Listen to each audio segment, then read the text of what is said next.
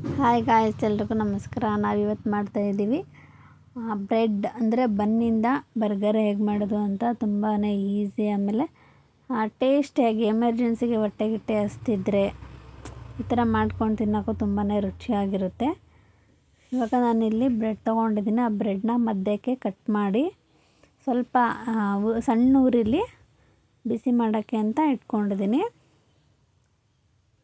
ನೋಡಿ, ಈ ಥರ ಸಣ್ಣ ಉರಿಲಿ ಸ್ವಲ್ಪ ಲೈಟಾಗಿ ಬಿಸಿ, ಒಂದು 20 ಸೆಕೆಂಡ್ ಗಂಟ ಅಷ್ಟೇ, ಜಾಸ್ತಿ ಏನು ಬೇಡ, ಫುಲ್ ಸಣ್ಣ ಉರಿಲಿ. ಇವಾಗ ಇದಕ್ಕೆ ತುಪ್ಪ ಹಾಕ್ಕೋಬೇಕು. ಸ್ವಲ್ಪ ಮೇಲ್ಗಡೆ ಎಲ್ಲ ತುಪ್ಪ ಹಾಕ್ಕೊಂಡು ಬಿಸಿ ಮಾಡ್ಕೋಬೇಕು.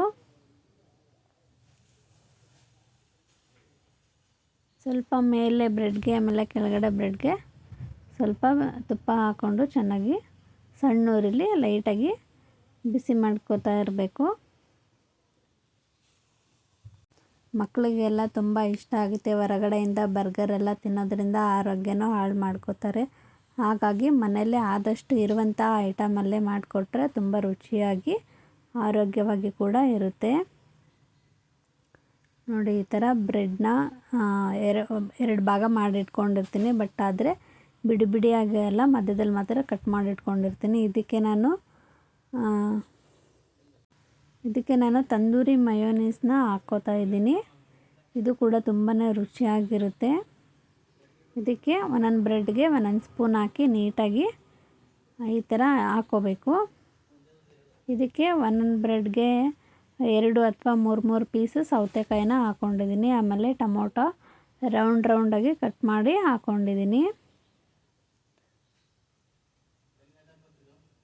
ನಾವಿಲ್ಲಿ ಒಂದು 5 ಜನಕ್ಕೆ ಆಗೋ ಥರ, ಅಂದರೆ ಒಂದು 5 ಜನ ಇದ್ವಿ, ಹಾಗಾಗಿ ಒಂದು 5 ಬ್ರೆಡ್ನ ತೊಗೊಂಡಿದ್ದೆ.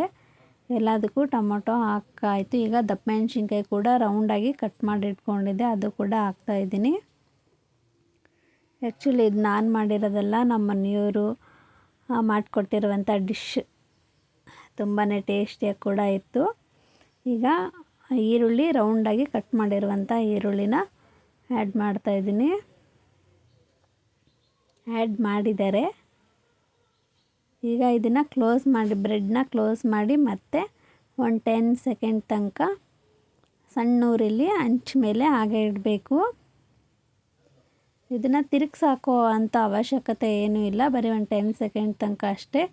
ಇದಕ್ಕೆ ಗೋಬಿದು ಕಡ್ಡಿ ಬರುತ್ತಲ್ಲ, ಟೂತ್ ಪಿಕ್, ಅದನ್ನು ತಗೊಂಡು ರೆಡ್ ಕಲರ್ ಚೆರ್ರಿ ಇರುತ್ತಲ್ಲ ಅದನ್ನು ಹಾಕಿ ಮೇಲ್ಗಡೆ ಒಂದು ಸಿಗಿಸ್ಬೇಕು. ಆಗ ಅದನ್ನು ಬನ್ನು ನಾವು ಕಟ್ ಮಾಡಿರೋವಂಥದ್ದು ಓಪನ್ ಆಗೋಲ್ಲ. ನೀಟಾಗಿ ಇಟ್ಕೊಂಡು ಕೂಡ ತಿನ್ಬೋದು. ತುಂಬಾ ಚೆನ್ನಾಗಿರುತ್ತೆ. ನೀವು ಕೂಡ ಟ್ರೈ ಮಾಡಿ.